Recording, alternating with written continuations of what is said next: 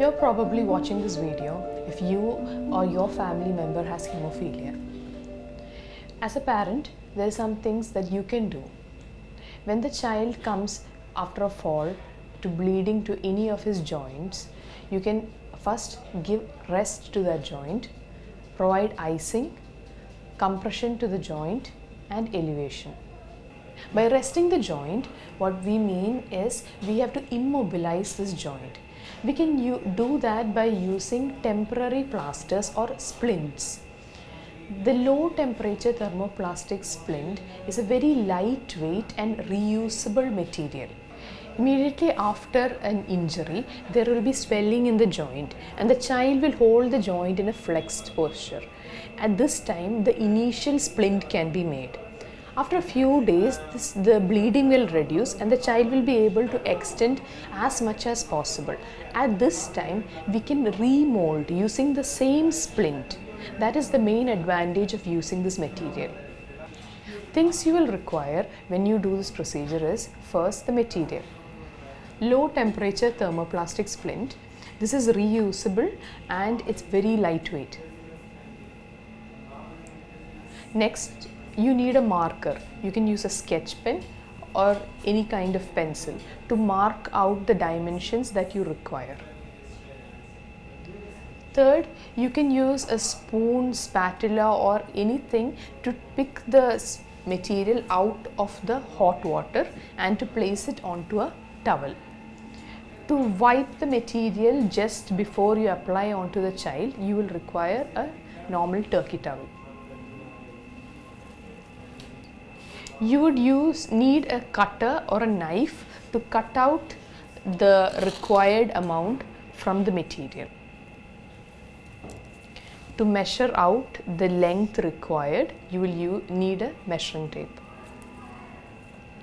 To keep the material onto the patient's body, you can use either the medical micropore tape material or you can use materials known as Velcro, which is easily available in the market. Once it's completely molded onto the patient, you can cut out the edges with a scissor. You can use any pan which has enough depth and is wide enough so that the material can slide in and be covered for a depth of around 2 to 3 centimeters. When you measure the joint, ideally to measure, take 10 centimeters above the joint and measure the girth at that point and 10 centimeters below the joint and measure the girth at this point.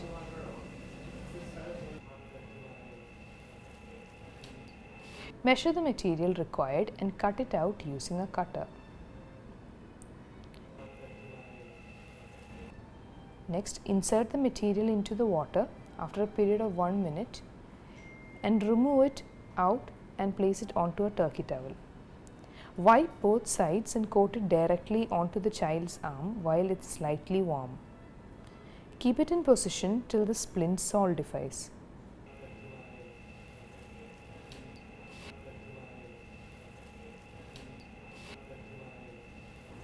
We can use the micropore or Velcro to stabilize the splint in place. Always splint on the inside of the joint.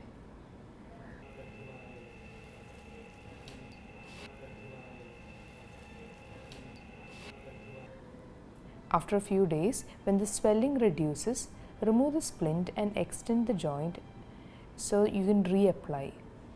This can avoid contractures in the long run. If the material is damaged, it will break easily, and on heating the material, the holes in the material will expand more than proportion. Always apply the splint on the flexor aspect or the inside of the joint. Do not store this material as it will decompose after a period of 1 year. Meet your doctor as soon as possible to complete the treatment.